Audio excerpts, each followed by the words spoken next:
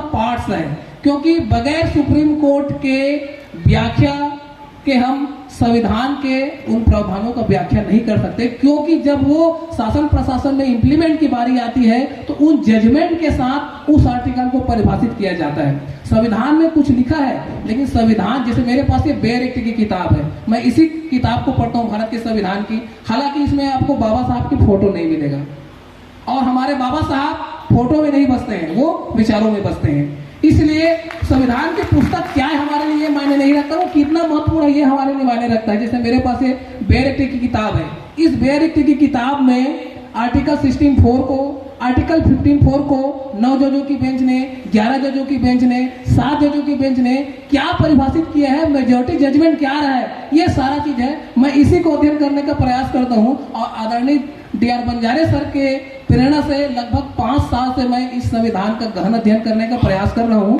और 1950 के बाद से लेकर 2022 तक जितने भी जजमेंट है रिजर्वेशन के, आर्टिकल 16(4) के, 15(4) को लेकर, उनको अपने तरीके से सरल भाषा में पढ़कर हमारे लोगों तक उसको सर्कुलेट करने का प्रयास कर रहा हूँ, और मैं इसी दिशा में आगे बढ़ रहा हूँ। तो साथियों, 4 बड़े संविधान संशोधन हमारे हित में हुए 1995 से लेकर सन 2000 तक। 77वां संविधान संशोधन रिजर्वेशन इन प्रमोशन के प्रावधान किया। 81वां संविधान संशोधन बैकलॉग पदों की बात किया। 82वां संविधान संशोधन हम लोगों को वरिष्ठता देने की बात किया। 82वां संविधान संशोधन हम लोगों को मानक अंकों में छूट की बात किया, और 85वां संविधान संशोधन हमको वरिष्ठता देने की बात किया।